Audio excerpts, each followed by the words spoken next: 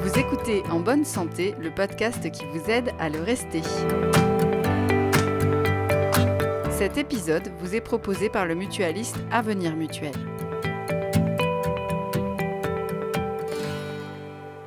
Bonjour à tous, je m'appelle Léa et je vous souhaite la bienvenue dans ce podcast. Ce nouvel épisode est dédié à l'activité physique et à son utilité dans la lutte contre les maladies chroniques. Diabète, maladie coronaire, insuffisance cardiaque, affections psychiatriques. En France, 12 millions de personnes souffrent d'une maladie chronique reconnue dans le cadre du dispositif des affections de longue durée. Mais ce n'est là que la partie immergée de l'iceberg. Les Français sont encore plus nombreux à avoir recours à des soins liés à une pathologie chronique. Et ce type de maladie est de plus en plus fréquent dans le pays. Cela s'explique en partie par le vieillissement de la population et par l'accroissement de l'espérance de vie, mais pas seulement. Nos habitudes de vie, et notamment la sédentarité et l'inactivité physique, ont également un impact. Pour mieux comprendre comment l'activité physique peut être une véritable arme contre les maladies chroniques et comment s'en emparer, je suis allée rencontrer le docteur Fabien Pillard, médecin du sport au CHU de Toulouse et président de la Société Midi-Pyrénées de médecine du sport. Il m'a confirmé l'intérêt d'augmenter collectivement notre niveau d'activité physique. On vous dit de bouger plus parce que ce qu'il faut comprendre, c'est qu'il faut en fait augmenter la dépense énergétique. Et on vous donne cette recommandation sanitaire tout simplement parce qu'aujourd'hui les preuves sont très fortes vis-à-vis du fait que quand vous augmentez votre dépense énergétique, alors de façon quotidienne, régulière et surtout hebdomadaire, eh bien vous allez réduire le risque de survenue d'une maladie chronique. Mais vous allez aussi limiter et donc réduire le risque d'aggravation de ces maladies chroniques. Et vous allez aussi améliorer la récupération fonctionnelle ou la restauration de certaines capacités physiques et autres, pas que des capacités physiques suite à des maladies chroniques. Donc c'est ce qu'on appelle la prise en charge en prévention primaire pour éviter les maladies, en prévention secondaire pour éviter l'aggravation, en prévention tertiaire pour améliorer les complications. Et l'activité physique va avoir des effets sur plein de systèmes, plein de situations en lien justement avec ces maladies chroniques. Donc une activité chronique pour lutter contre les maladies chroniques. L'activité physique ne manque pas d'atouts. Pratiquée régulièrement tout au long de la vie, elle nous permet d'éviter certaines pathologies. Et quand la maladie est déjà installée, elle fait partie intégrante de la prise en charge aux côtés des traitements classiques. C'est un vrai médicament. Dans certaines pathologies, on vous dirait que c'est un des meilleurs médicaments de la pathologie. Pathologie respiratoire, certaines maladies cardiovasculaires, pas les infarctus où vous avez l'activité physique ne va pas déboucher les coronaires et refaire du muscle cardiaque, on est bien d'accord. Et dans certaines pathologies, l'activité physique est un excellent médicament, le diabète, l'asthme, la bronchopneumopathie chronique obstructive, ce qu'on appelle l'insuffisance respiratoire.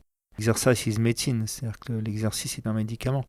Tant et si bien qu'une équipe de chercheurs américains de l'Université de médecine de Saint-Louis a mis au point une pilule qui imiterait les processus biologiques de l'activité physique.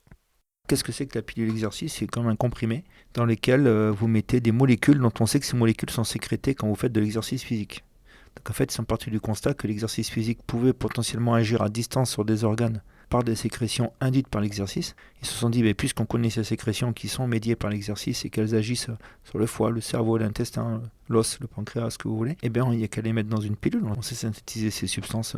Donc là, vous mangez votre pilule et vous avez l'imprégnation de toutes les molécules qui sont naturellement sécrétées quand vous faites un effort, sans bouger de votre canapé. Et vous avez des effets à distance. Alors ça marche sur des souris pour l'instant. Mais le concept, il est là. Alors, il faut faire attention quand on lit ce genre d'article. Les auteurs n'ont jamais dit on va remplacer l'exercice naturel par ça. Ça peut en faire fantasmer certains. Je tire juste l'attention sur le fait que l'exercice restera l'exercice. Et pour plein d'organes, vous ne remplacerez jamais par une pilule, notamment tout ce qui est musculo-squelettique, vous ne remplacerez jamais les effets de l'exercice s'il n'y a pas de mise en contrainte. Donc autant oui, ça peut marcher pour améliorer certaines maladies métaboliques, mais ça doit être un complément. Ça ne doit pas être une finalité, à mon sens. Mais par contre, il ne faut pas se priver de l'idée pour amener des personnes qui ne pourraient pas bouger, des gens qui ont des fortes limitations mécaniques. Si on peut les soigner avec des éléments dont on a appris qu'ils étaient sécrétés par le muscle et qu'on sait imprégner le patient sans forcément le faire bouger parce qu'il ne peut pas bouger, c'est une bonne valeur ajoutée. Il faut que ça soit un élément de soutien. On l'aura compris, la pilule magique n'est pas pour demain. Alors en attendant, il reste une seule solution. Bouger 30 minutes par jour. Alors 30 minutes par jour minimum. Et limiter le temps passé assis. Le top, c'est moins de 3 heures par jour. Toutes les 90 minutes, je me lève et je bouge 5 à 10 minutes. C'est-à-dire je me lève et je bouge. L'objectif est clair. Il faut se lever, marcher, faire du vélo, effectuer quelques exercices de renforcement musculaire, d'assouplissement, bref, s'activer. Mais il n'est pas toujours simple d'arriver à suivre ces recommandations, notamment quand on connaît des limitations physiques. Il faut alors personnaliser sa pratique en adaptant à son état de santé l'intensité, la durée et le fractionnement des exercices. C'est ce qu'on appelle l'activité physique adaptée. Et votre médecin peut vous en prescrire. Tout médecin peut prescrire aujourd'hui en 2024 une activité physique adaptée à la santé et à la pathologie du patient. Il y a des recommandations, alors qu'on connaît depuis assez longtemps sur le plan des études scientifiques. Et récemment, elles ont tout particulièrement été reprécisées en France par la Haute Autorité de Santé qui aujourd'hui a édité un document de référence à l'attention des médecins et des prescripteurs sur comment prescrire en général et que prescrire par pathologie. Il y a des fiches par pathologie. Mais il existe aussi initialement un document qu'on appelle le Vidal du sport, le Médico-Sport Santé, qui avait été créé par le docteur Alain Calmat, ancien ministre des Sports, ancien athlète de niveau international, ancien chirurgien également, et qui à l'époque avait souhaité que les fédérations, par leur commission médicale, s'impliquent dans l'activité physique pour la santé. Il a demandé à chaque commission médicale d'éditer des recommandations, des conseils sur la mise en place d'une activité physique adaptée par fédération adaptée pour la santé avec des potentiels bénéfices, des risques à éviter, comment mettre en place une activité de football, de tennis, d'aviron, etc. Et il avait édité donc toutes ces recommandations sur des fiches qui étaient des fiches standardisées où un peu comme un médicament, vous prescrirez une posologie qui va l'administrer, comment les effets indésirables, les effets bénéfiques, à tel point que les éditions Vidal officielles ont racheté les droits d'utilisation de ce contenu. Donc l'idée c'est d'être, on va dire, vraiment le plus personnalisé possible. C'est la médecine personnalisée, l'activité physique en tant que soin à part entière en fait partie. Différentes structures et divers professionnels, spécialisés ou non dans la prise en charge d'une pathologie précise, proposent d'accompagner les patients dans leur pratique de l'activité physique adaptée. Il y a ce qu'on appelle les maisons sport santé, qui sont des organes soutenus par des organismes d'État, que c'est des organes labellisés en termes de prise en charge, de contenu, d'accompagnement et éventuellement de la prescription, parce qu'il peut y avoir des consultations de prescription d'activité physique sur la maison sport santé. Vous avez des structures labellisées APA, des offres diversifiées APA dans toute la France. Il faut y avoir accès, il faut les connaître, il faut se renseigner, il y a des structures d'information. Chaque zone géographique essaye de mailler territorialement et c'est une offre de relais qui est de plus en plus diversifiée, de plus en plus structurée. Le patient peut aussi pratiquer seul, mais toujours en suivant les recommandations du médecin et éventuellement après avoir suivi quelques séances avec un enseignant en APA. Mais dans tous les cas, l'activité physique adaptée n'est pour l'heure pas prise en charge par l'assurance maladie, et ce, malgré sa prescription par un médecin et son utilité indéniable. Aujourd'hui, ce n'est pas remboursé. C'est-à-dire que la prescription ne fait référence à aucun moment ni au remboursement de la prescription, ni au remboursement de la mise en application de la prescription.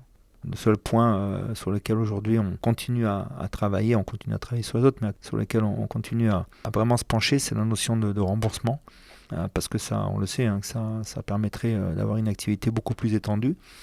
Donc ça va être à la charge du patient, plus ou moins. Certaines collectivités territoriales, certaines entités proposent une prise en charge, un accompagnement financier, un soutien au financement des activités encadrées par des APA qui sont redevables. Le chemin est encore long, mais la dynamique est là, quoi. On peut dire que la dynamique est clairement là. L'activité physique régulière reste donc notre meilleur allié.